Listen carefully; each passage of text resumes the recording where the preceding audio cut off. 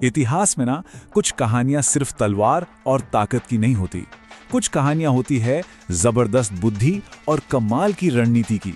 तो आज चलिए बात करते हैं एक ऐसी ही कहानी की, छत्रपति शिवाजी महाराज के उस एक साहसी कदम की जिसने दुनिया के सबसे अमीर साम्राज्य को उसकी जड़ों से हिलाकर रख दिया था। ये कहानी है सूरत पर हुए उस प्रहार की, जो सिर्फ एक हमला नहीं था बल्कि एक बहुत बड़ी चेतावनी थी। जरा सोचिए, क्या यह मुमकिन है कि एक बहुत बड़ा विशाल साम्राज्य जिसे कोई हरा नहीं सकता, उसे बिना कोई बड़ी जंग लड़े घुटनों पर लाया जा सकता है? यही एक सवाल है जो इस पूरी कहानी के दिल में बसा है। तो चले इस कहानी में थोड़ा और गहरा उतरते हैं।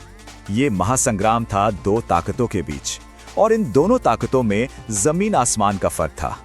एक तरफ थी औरंगजेब की मुगल सल्तनत, लाखों की सेना, बेशुमार दौलत और ऐसे संसाधन जिनका कोई अंत ही नहीं था।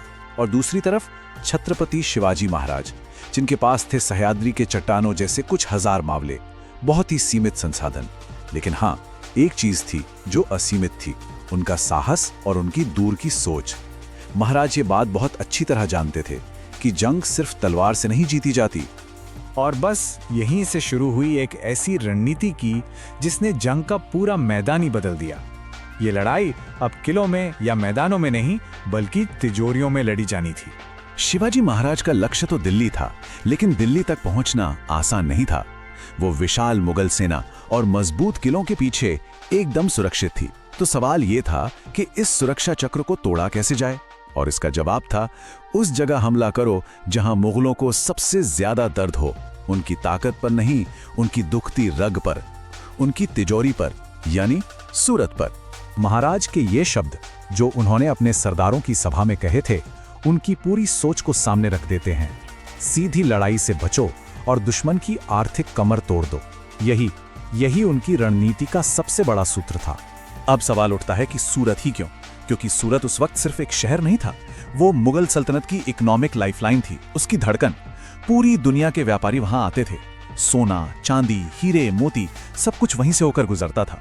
तो मतलब साफ था, सूरत पर हमला करना मुगल साम्राज्य की आर्थिक रीढ़ की हड्डी तोड़ने जैसा था। तो लक्ष्य तय हो चुका था, अब बारी थी उसे अंजाम देने की। और यह सफर किसी बड़े तूफान के आने से पहले की खामोशी जैसा था। कल्पना कीजिए, रात का अंधेरा, सह्याद्री की पहाड़ियों से मावले निकले, घोड़ों की टाप, तलवारों की चमक और दिल में हिंदवी स्वराज्य का एक ही सपना। यह सेना बिजली की रफ्तार से आगे बढ़ रही थी, इतनी खामोशी और इतने अनुशासन के साथ कि सूरत में बैठे मुगलों को इसकी भनक तक नहीं लगी। जैसा कि महाराज ने कहा था, जब शेर शिकार पर निकलता है तो रास्ते में खड़े पेड़ नहीं गिनता। और फिर वो तूफान सूरत से आ टकराया। अगले 72 आवर्स मुगलों के घमंड को चूर चूर करने वाले थे। लेकिन सुनिए, इस तूफान में भी एक कमाल का अनुशासन था। शिवाजी महाराज के आदेश बिल्कुल साफ थे। किसी भी गरीब, किसी भी औरत, बच्चे या किसी भी बेगुनाह को खरोच तक नहीं आनी चाहिए। ये था अभेदान। निशाना सिर्फ और सिर्फ मुगलों का शाही खजाना था, और वो अमीर व्यापारी थे जो प्रजा को लूट रहे थे। यही वो अनुशासन है जो एक लुटेरे और एक युग पुरुष में फर्क पैदा करता है। सिर्फ 3 दिनों में उस जमाने के हिसाब से लगभग 1 करोड़ रुपए की संपत्ति हासिल की गई। सोचिए, आज से करीब 350 साल पहले ये कितनी बड़ी रकम रही होगी।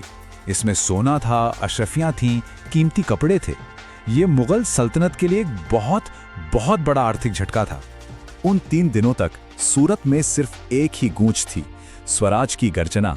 बड़े बड़े महलों के दरवाजे टूट रहे थे और दौलत से भरे तहखाने खाली हो रहे थे। और इस हमले का असली असर तो देखिए, इसका मनोवैज्ञानिक असर। जैसे ही खबर मिली, सूरत का मुगल सूबेदार इनायत खां, जिसकी जिम्मेदारी थी शहर की रक्षा करना, वो डर के मारे अपनी प्रजा को भगवान भरोसे छोड़कर किले में जाकर छिप गया। लेकिन जैसा हमने शुरू में ही कहा था, ये अभियान सिर्फ धन दौलत के लिए नहीं था। इसका असली मकसद तो कुछ और ही था। जब तक दिल्ली से मुगल सेना मदद के लिए सूरत पहुंची, तब तक बहुत देर हो चुकी थी। सह्याद्री का शेर अपना काम पूरा करके लौट चुका था, और वो अपने पीछे सिर्फ एक खाली शहर नहीं, बल्कि दिल्ली के बादशाह औरंगजेब के लिए एक खुला संदेश छोड़ गए थे। और ये संदेश एकदम साफ था, अगर तुम स्वराज्य की प्रजा को सताओगे, उसे रुलाओगे, तो हम तुम्हारे साम्राज्य की नींव हिला देंगे। ये एक जबरदस्त साइकोलॉजिकल स्ट्राइक था। जिसने औरंगजेब को बता दिया कि मराठे अब उसके सबसे महफूज समझे जाने वाले शहर में भी घुस सकते हैं। अब सवाल ये है कि सूरत से मिली इतनी बड़ी दौलत का आखिर हुआ क्या? और यहीं पर एक महान राजा की दूरदृष्टि, उनका विजन सामने आता है। सूरत से मिले इस खजाने को लूटा नहीं गया, बल्कि उसे स्वराज्य के भविष्य में निवेश किया गया। इसी धन का इस्तेमाल सिंधु दुर्ग जैसे मजबूत समुद्री किलों के निर्माण में हुआ। इसी धन से भारत की पहली संगठित नौसेना यानी मराठा नेवी को और ताकतवर बनाया गया। एक तरह से दुश्मन का धन ही स्वराज्य की सुरक्षा की सबसे मजबूत दीवार बन गया। तो जो आम तौर पर इसे सूरत की लूट कहा जाता है, वो असल में कहानी का सिर्फ एक छोटा सा हिस्सा है। ऐतिहासिक सच तो ये है कि ये एक सोची समझी आर्थिक युद्ध नीति थी, स्वराज्य की सेना के लिए फंडिंग का एक जरिया था और दिल्ली पर किया गया एक जबरदस्त मनोवैज्ञानिक प्रहार था। तो याद रखने वाली बात यह है कि युद्ध सिर्फ तलवार से नहीं जीता जाता, वो जीता जाता है बुद्धि से, सही समय से और एक साफ लक्ष्य से। सूरत का ये अभियान सिर्फ सोना चांदी की कहानी नहीं है, ये एक महान राजा की दूरदृष्टि, उनके साहस और अपनी प्रजा के प्रति उनके समर्पण का प्रतीक है।